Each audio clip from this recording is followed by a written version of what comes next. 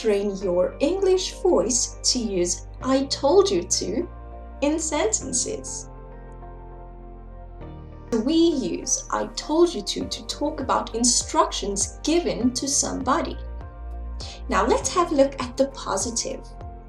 I plus the past participle plus you, him, her, or a name such as Jane, plus 2.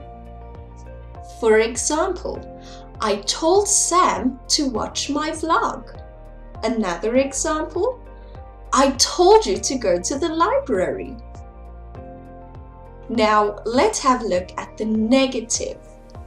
I plus past participle plus you, him, her, or Jane plus not plus 2.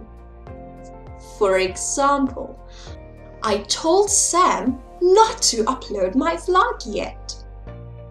Or I told you not to go with him to the party.